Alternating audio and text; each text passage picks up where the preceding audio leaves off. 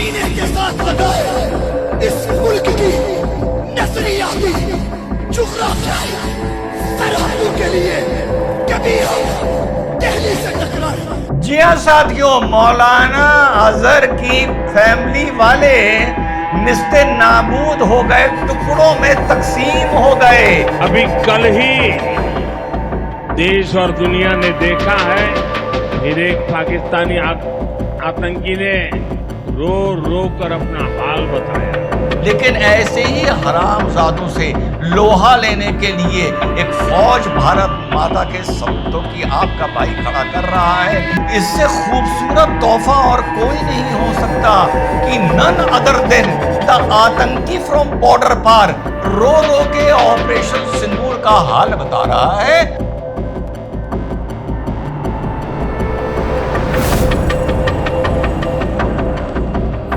Hello नमस्कार, सत श्री अकाल, अस्सलाम वालेकुम। कैसे हैं जनाब? तो साहब 75वें जन्मदिन पर मोदी जी को शुभकामनाओं के तौर पर अमेरिका से एक बार ट्रेड टॉक फिर से शुरू हो गई है। अमेरिका ब्लिंक कर गया है। और दूसरा, डोनाल्ड ट्रंप ने भी अपने दोस्त मोदी जी को फोन करके बोला है हैप्पी बर्थडे बाबू। और उसके साथ साथ एक बॉर्डर पार से एक आतंकी ने रो रो के मातम करके इसी 75वें जन्मदिन पर मोदी जी को एक अपनी तरीके से बधाई और शुभकामनाएं दी हैं। उसका रोना और उसका मातम अभी आपको सबसे पहले वो ही सुनाता हूं। वैसे इसका मातम सुनकर इसी देश में रहने वाले कुछ लोगों के दिल में मातम शुरू हो जाएगा। ये टेररिज्म, ये दहशतगर्दी की बकवास सीने के साथ लगाए इस मुल्क की नजरियाती जुग्राफियाई सरहदों के लिए कभी हम दिल्ली से टकराए, कभी हम काबुल में टकराए, कभी हम कंधार से टकराए। सब कुछ कुर्बान करने के बाद 7 मई को भावलपुर के अंदर मौलाना मसूद अजहर की फैमिली के लोग, बहने और बेटे और बच्चे रेजा हो गए, टुकड़ों में तकसीम हो गए। जी हाँ साथियों, मौलाना अजहर की फैमिली वाले निस्ते नाबूद हो गए, टुकड़ों में तकसीम हो गए, बढ़ गए, फट गए। इससे बड़ा तोहफा 75वें जन्मदिन पर प्रधानमंत्री नरेंद्र मोदी जी को नहीं मिल सकता था। इससे कुछ लोगों का बॉर्डर के इस पार भी दिल जलेगा और उन लोगों को जवाब मिल जाएगा जो ये कहते थे कि जयशंकर जी ने बोला था कि हमले से पहले ही पाकिस्तान को सूचना दे दी थी। तो बाद में स्पष्टीकरण आया था, लगभग जब हमला खत्म होने वाला था तो औपचारिकता हेतु सूचना दे दी थी। वैसी ही सूचना जैसी सुनने में आ रहा है अमेरिका ने कतर को दे दी थी। तो भैया आज बताओ, अगर जयशंकर जी ने या भारत ने हमला शुरू होने से पहले सूचना दे दी होती तो भैया मौलाना अजहर के परिवार के छोटे छोटे टुकड़े कैसे होते। इसी आतंकी के मातम का जिक्र किया प्रधानमंत्री नरेंद्र मोदी जी ने मध्य प्रदेश में। आइए वो भी सुन लेते हैं। मां भारती की सुरक्षा को सर्वोच्च प्राथमिकता देता है। पाकिस्तान से आए आतंकियों ने हमारी बहनों बेटियों का सिंदूर उजाड़ा था। हमने ऑपरेशन सिंदूर करके आतंकी ठिकानों को उजाड़ दिया है। हमारे वीर जवानों ने पलक झपकते ही पाकिस्तान को घुटनों पर ला दिया। अभी कल ही देश और दुनिया ने देखा है, फिर एक पाकिस्तानी आतंकी ने रो रो कर अपना हाल बताया है। साथियों, ये नया भारत है। ये किसी की परमाणु धमकियों से डरता नहीं है।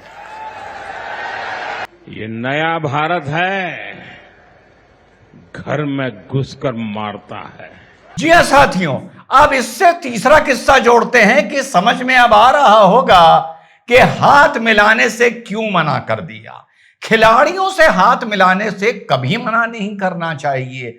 खेल की अपनी भावना होनी चाहिए, लेकिन कम से कम मैं जो मैदान में खड़े हैं हरा पहने हुए, उनको जो मंच पर भाषण दे रहा है आतंकी कि हमारे मौलाना अजहर के परिवार वालों के टुकड़े टुकड़े कर दिए, उनमें कम से कम मैं कोई फर्क नहीं समझता।